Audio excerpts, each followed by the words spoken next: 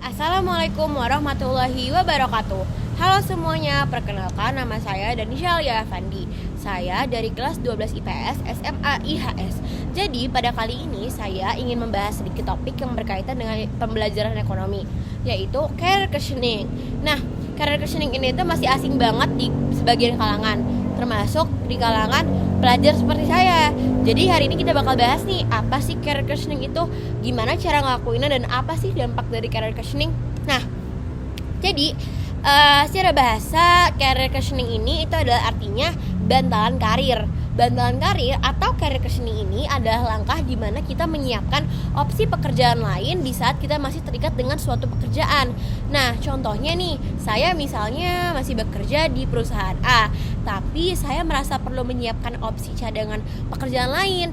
Nah, saya ini mau nyiapin cadangan kerjaan jikalau tiba-tiba saya kehilangan posisi di perusahaan A tadi.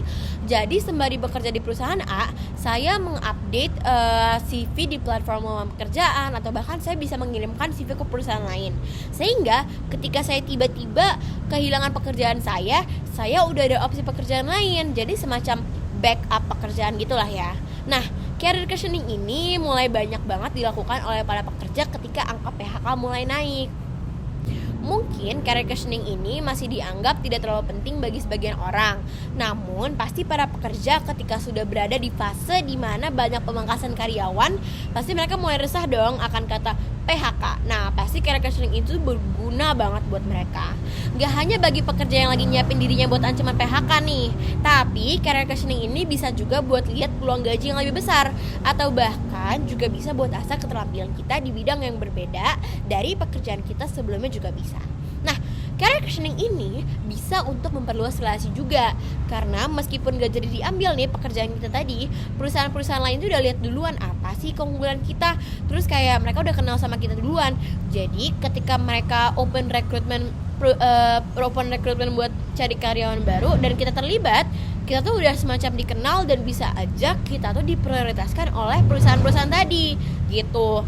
Nah, hal ini juga akan membantu kita untuk selalu aktif dalam mengasah keterampilan baru, dalam berburu pekerjaan baru, sehingga ketika kita tuh akan selalu siap nih saat ingin mencari posisi baru. Kemungkinan lainnya yaitu kita mungkin menemukan posisi yang menarik nih.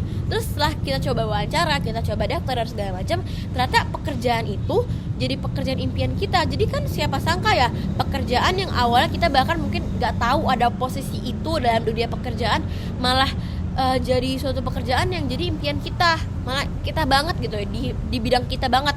Jadi career questioning ini juga bisa banget buat jadi tempat dimana kita mencari jati diri kita dalam bekerja gitu. Seiring semakin tingginya ketidakpastian bagi pekerja, baik level staff maupun manajer dan lain-lain, career questioning ini dapat menjadi salah satu bantalan karir apabila suatu waktu para pekerja harus berhenti bekerja pada hari yang sama pada pengumuman layoff oleh perusahaan.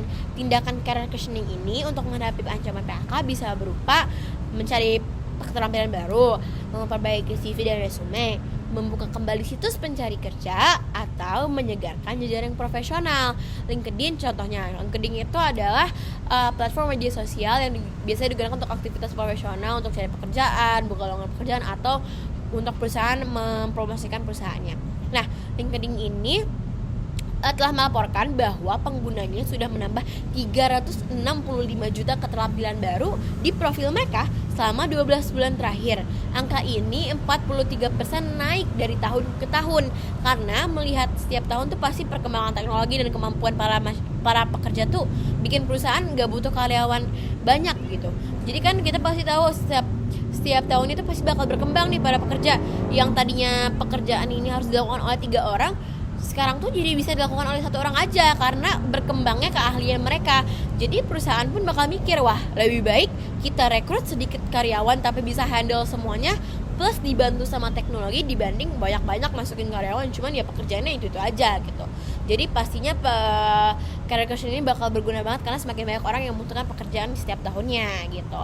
Nah, career questioning ini bisa banget kita lakukan oleh para pekerja yang merasa sudah mulai terancam PHK, atau jika ingin mencari peluang yang lebih baik lagi. Misalnya kita kebutuhan hidupnya nambah atau emang lagi pengen cari pekerjaan yang lebih cocok di kita gitu. Namun jangan sampai kita menyalahgunakan career questioning ini ya sebagai ajang iseng atau ajang coba-coba aja, ajang main-main, karena bisa aja kita nanti di blacklist sama perusahaan karena kita menyanyiakan kesempatan dan jatuhnya kayak main-main gitu, gak profesional.